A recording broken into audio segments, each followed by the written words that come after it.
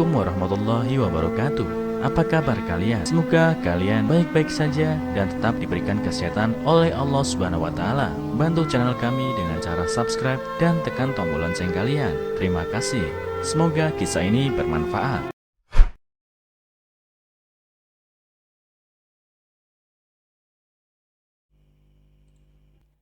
Kakek ini diusir oleh anaknya yang durhaka, membuatnya terpaksa jadi pemulung. Namun, tak disangka nasibnya berubah ketika bertemu dengan seorang wanita menggendong anak yang terus menangis. Ada seorang kakek, sebut saja namanya Kakek Sato, nama samaran. Usianya hampir 60 tahun. Setiap pagi, Kakek Sato yang irit ini hanya makan seadanya. Setelah itu, ia pergi sambil membawa kantong kesayangannya. Mau kemanakah Kakek Sato ini? Sebenarnya, ia mau memulung. Kakek Sato memiliki seorang anak laki-laki, tapi lebih baik tidak punya anak seperti ini. Saat mudanya, Kakek Sato dan istri dengan susah payah membesarkannya, tapi tak disangka putranya ini menjadi preman, menganggur yang hanya menyusahkan orang tuanya. Selalu minta uang sama orang tuanya saat tidak ada uang, dan karena itulah Siti, istrinya Sato, jatuh sakit dan meninggal. Itu karena saking jengkelnya oleh tingkah putra mereka yang tidak berbakti itu.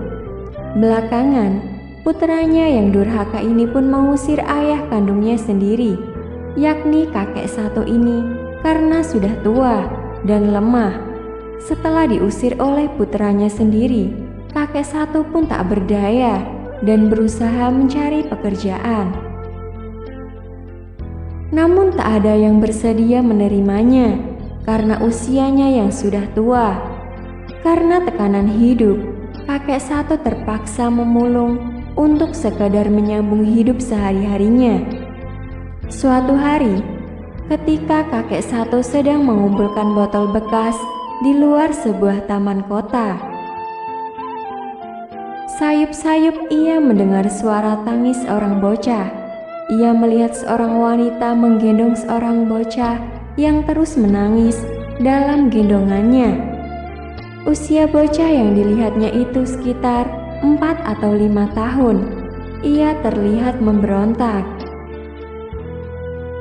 Tangisan anak itu menarik perhatian para pejalan kaki yang lewat. Wanita ini tampak terlihat cukup sabar. Ia berusaha tersenyum sambil menjelaskan pada pejalan kaki yang memandang ke arahnya. Anak saya memang nakal, sampai-sampai saya tak berdaya mengatasinya. Barusan keluarga di rumah menyuruh kami cepat pulang, tapi anak ini sepertinya belum mau pulang, katanya. Kakek Sato merasa agak janggal. Mana mungkin seorang anak akan terus menangis tiada henti kalau tidak ada sesuatu. Apalagi anak itu tampak terus meronta berusaha lepas dari gendongan wanita itu. Jangan-jangan wanita itu adalah pelaku trafiker, perdagangan manusia, pikir Sato. Kakek Sato terkejut seketika oleh bayangannya ini.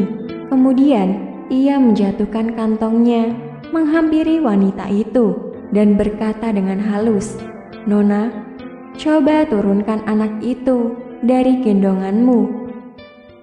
Saya saja tak tega melihatnya terus menangis kencang seperti itu," katanya.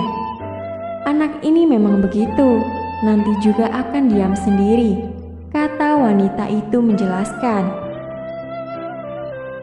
Kemudian bergegas pergi sambil menggendong si bocah. Tapi Kakek Sato tiba-tiba berteriak, "Tangkap wanita ini, dia oknum penjual anak-anak." Dan tak disangka, wanita itu segera lari mendengar teriakan Kakek Sato. Untungnya, wanita itu berhasil ditahan. Untungnya, wanita itu berhasil ditahan oleh seorang pria muda, dan massa yang kebetulan lewat di jalan itu pun membungkuk pria temannya si wanita. Kemudian mereka menghubungi kantor polisi. Pria muda yang menghadang wanita itu kemudian mengambil alih si bocah dari tangannya. Ia bersama dengan kakek Sato serta bantuan pengurus taman menemukan ibu kandung si bocah. Ibu muda anak itu berusia sekitar 25 tahun. Ia tampak panik dan gelisah. Air matanya seketika berlinang ketika melihat anaknya. Kemudian mama muda itu mengambil 50.000 yuan atau sekitar 98 juta rupiah untuk kakek Sato dan pria muda itu. Terimalah uang ini, anggap saja sebagai tanda ucapan terima kasih, katanya sambil tersenyum, karena berkat mereka anaknya berhasil diselamatkan dari pelaku perdagangan anak-anak itu. Setelah peristiwa itu, pria muda yang sempat melihat kakek Sato membawa sekantong botol bekas, lalu bertanya padanya. Setelah mengetahui nasib yang dialami kakek Sato, pria muda itu pun merasa iba, lalu membawa kakek Sato ke rumahnya dan meminta kakek Sato menjadi sopir pribadinya. Pria muda itu menerima kakek Sato tinggal di rumahnya. Selain itu, pria muda yang baik hati itu juga sangat perhatian pada kakek Sato, dan ia memperlakukannya seperti ayah kandungnya sendiri. Sementara itu, tentang ayahnya yang durhaka, kakek Sato juga tidak tahu bagaimana keadaannya sekarang. Sejak diusir, ia tak pernah pulang lagi sampai menemui peristiwa di atas dan pria muda yang telah menolongnya dari himpitan kehidupannya.